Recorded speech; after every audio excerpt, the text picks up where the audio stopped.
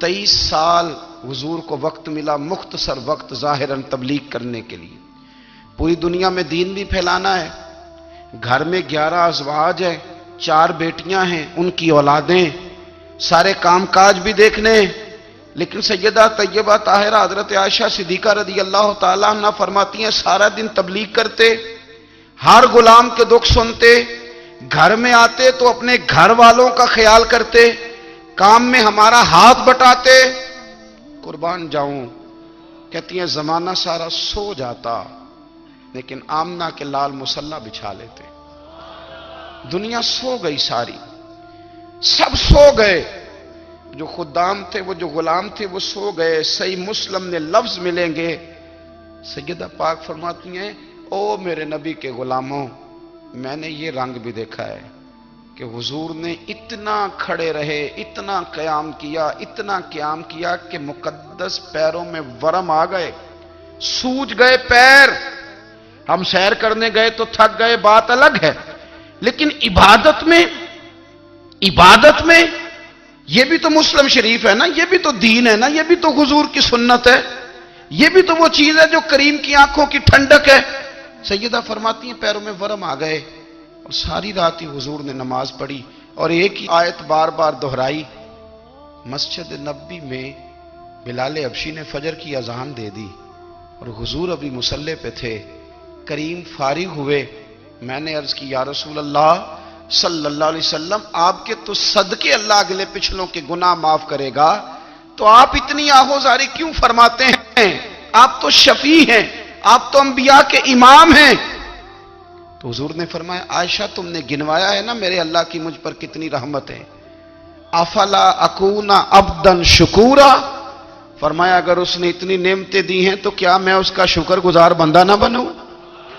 میں شکر گزار بندہ نہ بنوں اس کا؟ پھر اگر اتنی نعمتیں اس نے دی ہیں، مجھے اتنا نوازا ہے، تو پھر میں اس کے سامنے سجدے نہ کروں؟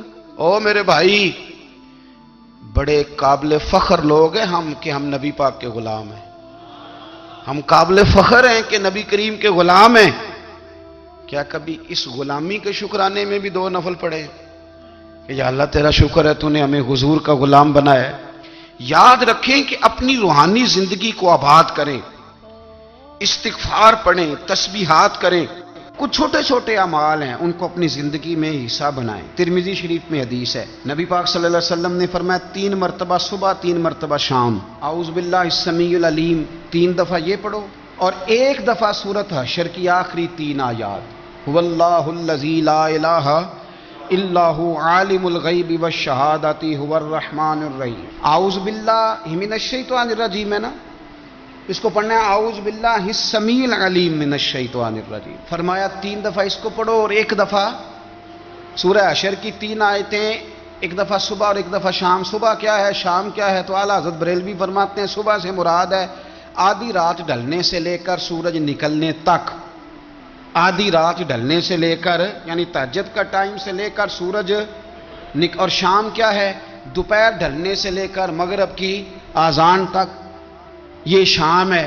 اب سن لیں، یہ ترمذی کی حدیث ہے سیاستہ کی، نبی پاک نے فرمایا جس نے 3 مرتبہ اعوذ باللہ پڑھی اور 1 بار سورہ حشر کی آخری 3 آیتیں پڑھی، 1 دفعہ صبح پڑھے، 1 دفعہ شام پڑھے، نبی کریم علیہ السلام فرماتے ہیں اگر صبح پڑھے گا تو 70,000 فرشتے شام تک، اور اگر شام کو پڑھے گا تو 70,000 فرشتے صبح تک پڑھنے والے بندے کی مغفرت کی دعا مانگتے رہیں گے۔ چلے میں تو اس بات پہ بھی بڑا راضی ہوں کہ پہلی دفعہ اہل سنت میں ایسا ہو رہا ہے کہ وظیفہ ملنے پر لوگ نعرے لگا رہے ہیں، ورنہ وظیفہ بتائیں تو کہنے ابھی پڑھیں گے پر کوئی تویز بھی لکھ چھڑو ماڑا گیا۔ ایک صاحب آئے مجھے کہنے لگے جی برکت کوئی نہیں، غربت بڑی ہے۔ میں نے کہا سورۃ واقعہ پڑھا کر، کہتے پیر صاحب تھوڑی تکلیف کرو کو مینوں تویز بھی کر دیو۔ میں نے اسے کہا خدا کے بندے میں تویز دوں گا پتہ نہیں کام بنے گا نہیں بنے گا، سورۃ واقعہ پڑھ، یہ وہ تویز ہے جو مدینے والے رسول نے عطا فرمایا ہے کہ سورۃ واقعہ پڑھو تمہیں کبھی فاقہ نہیں آئے گا۔ تو وظائف پڑھیں، عبادات کریں، تیاری کریں، کچھ نیک اعمال بچائیں ایسے جن کا ہمیں پتہ ہو، جو ہمارے رب کو پتہ ہو۔ حضرت عبداللہ ابن عمر رضی اللہ تعالیٰ عنہ حضرت عمر کے صاحبزادے، مکہ مکرمہ میں ان کی قبر ہے۔ میں نے جب انہیں پڑھا تو مجھے ان سے بڑا پیار ہو گیا، لیکن آپ کو پتہ ہے وہاں جا کے کسی شخص کا مزار تلاش کرنا یا پوچھنا ایک مشکل کام ہوتا ہے۔ تو ایک دفعہ میں مکہ شریف میں حاضر تھا، تو ایک گاڑی والا ڈرائیور مجھے کہنے لگا کہ مولانا میں آپ کو جانتا ہوں، مجھے آپ سے محبت ہے، ایک بات بتاؤں آپ کو؟ میں نے کہا بتاؤ۔ کہنے لگے حضرت عبداللہ ابن عمر کی قبر دیکھنی ہے۔ میں نے کہا یہ تو نہیں کہہ رہا، یہ کسی نے بندوبست کرایا ہے، یہ اللہ نے تیرے دل میں بات ڈالی ہے، یہ ہو گیا تو لے چل مجھے۔ حضرت عبداللہ ابن عمر کو نبی پاک نے فرمایا تھا راجل صالح، یہ نیک بندہ ہے، یہ متقی آدمی۔ حضرت عبداللہ ابن عمر رضی اللہ تعالیٰ عنہ سیدنا فاروق اعظم رضی اللہ تعالیٰ عنہ کے صاحبزادے ہیں، اور ان کی ہمشیرہ سیدہ حفصہ رضی اللہ تعالیٰ عنہ حضور کی زوجہ محترمہ ہے۔ ایک دن اپنی ہمشیرہ سے کہنے لگے کہ نبی کریم صلی اللہ تعالیٰ علیہ وسلم گھر میں آئے نا، اور اگر حضور غم امت میں پریشان نہ ہوں، طبیعت کو حشاش بشاش دیکھو، تو ذرا پوچھنا تو صحیح حضور کا میرے بارے میں کیا خیال ہے، پوچھنا تو صحیح کہ کریم کی بارگاہ میں میرا کیا مقام ہے، میرے بارے میں حضور کیا فرماتے ہیں۔ اب بہن کو کام بتائے، اور بتائے بھی بھائی، اور پھر بہن وہ کام نہ کرے، یہ تاریخ میں ہوتا نہیں۔ حضرت عمر فاروق رضی اللہ تعالیٰ عنہ کی صاحبزادی ام المومنین رضی اللہ تعالیٰ عنہ فرماتی ہیں کہ میں تو بس منتظر تھی، انہوں نے تو کہا تھا نا کہ اگر تم حشاش بشاش دیکھو تو بات کرنا، لیکن حضور تشریف لائے، میری باری تھی، میرے گھر تشریف لائے، کھانا پیش کیا تو فوراً میں نے عرض کی حضور ایک بات پوچھنی تھی۔ تو حضور نے فرمایا پوچھئے۔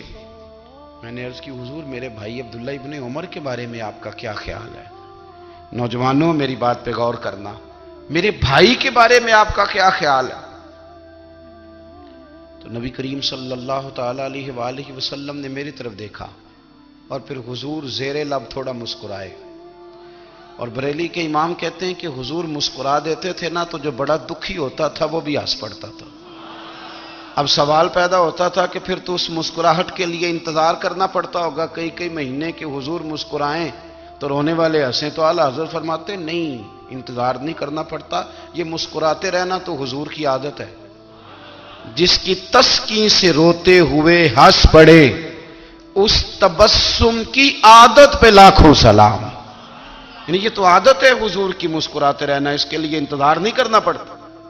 بھائیو آپ خیال رکھیں گے، غور کریں گے، حضرت عبداللہ ابن عمر رضی اللہ تعالیٰ عنہ کے بارے میں پوچھا تو سیدہ فرماتی ہیں کہ نبی کریم صلی اللہ تعالیٰ علیہ وسلم نہ زیر لب مسکرائے اور فرمایا حفصہ تیرا بھائی ہے تو اچھا، لیکن میں نے سنا ہے کہ عشاء کی نماز پڑھتا ہے تو فجر تک سویا ہی رہتا ہے۔ او نوجوانوں، 10 بجے تک سونے کی بات نہیں ہوئی، 9 بجے تک سونے کی بات نہیں ہوئی، 11 بجے اٹھنے کی بات نہیں۔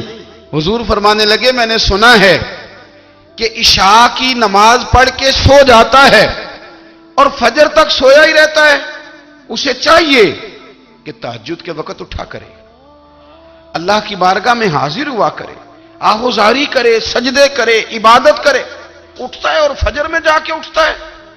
حضرت جناب حفصہ رضی اللہ تعالیٰ عنہ کہتی ہے میں نے جناب عبداللہ ابن عمر کو پیغام دیا اور میں نے کہا میرے جوان بھائی سن، نبی پاک نے فرمایا ہے تو اچھا پر تہجد میں نہیں اٹھتا، نفل نہیں پڑھتا۔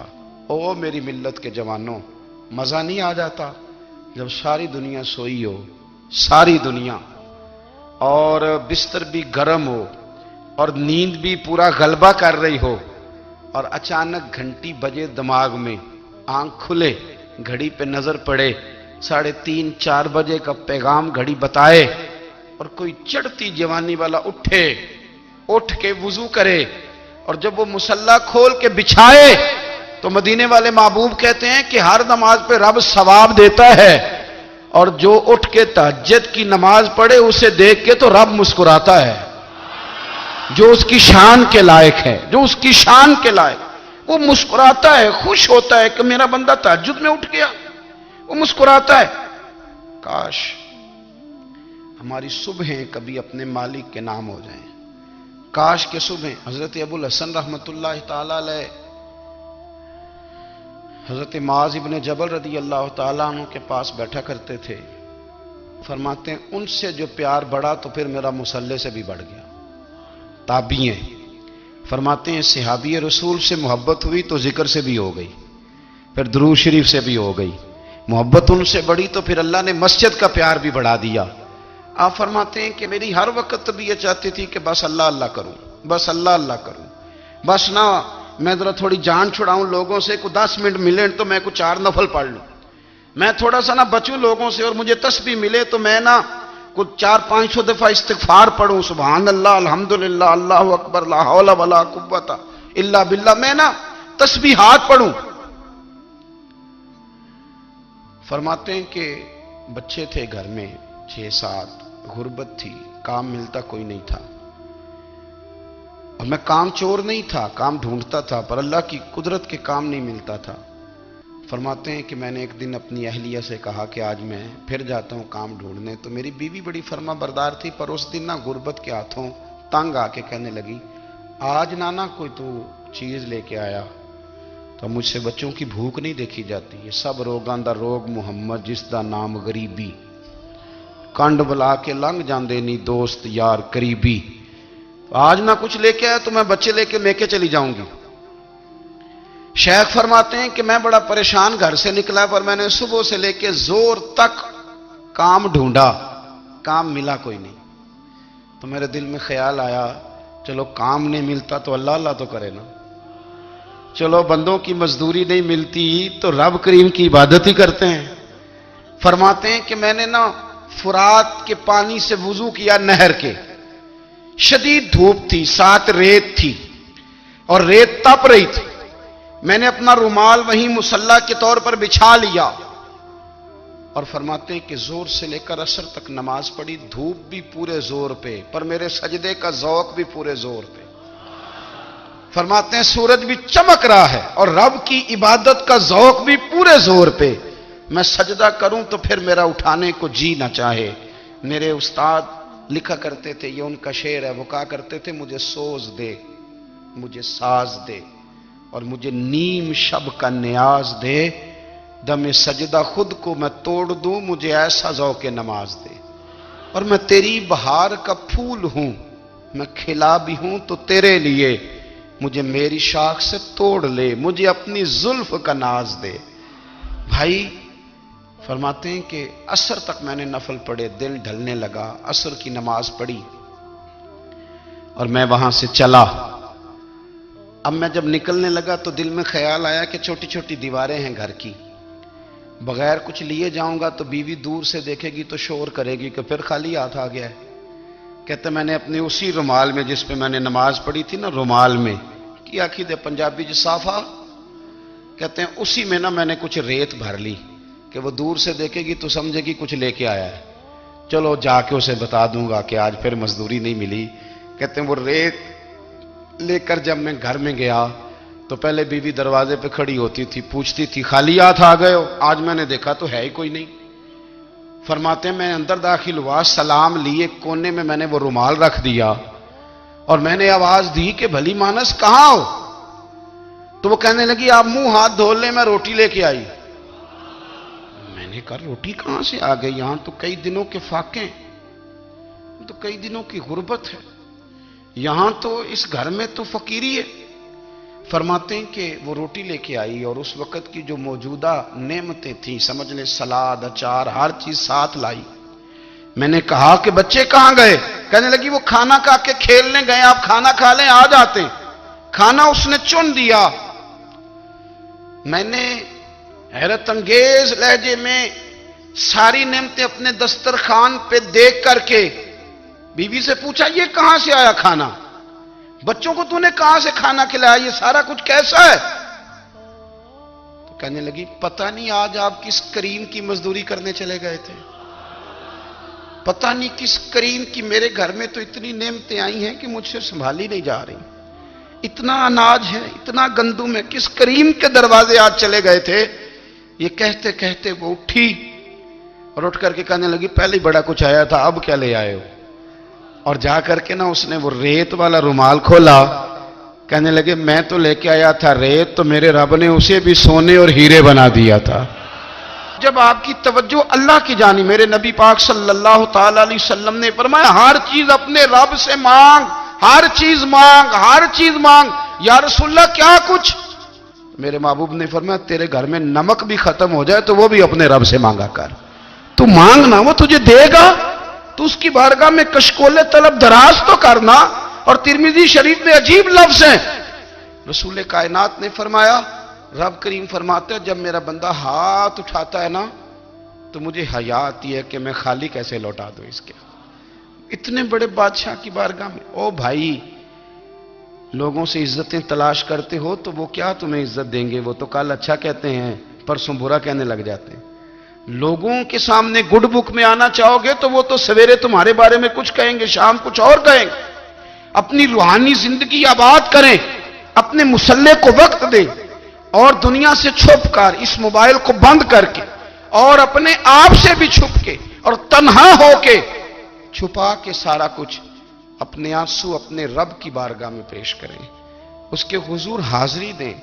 سنو نا ترمذی کی حدیث، اور اسے یاد رکھنا، نبی پاک علیہ السلام نے فرمایا اپنے دکھ لوگوں کے سامنے نہ بیان کرنا، سیٹھوں نوابوں کو نہ بتاتے پھرنا، دنیا داروں کے سامنے جا کے نہ رونا کہ میں تکلیف میں ہوں۔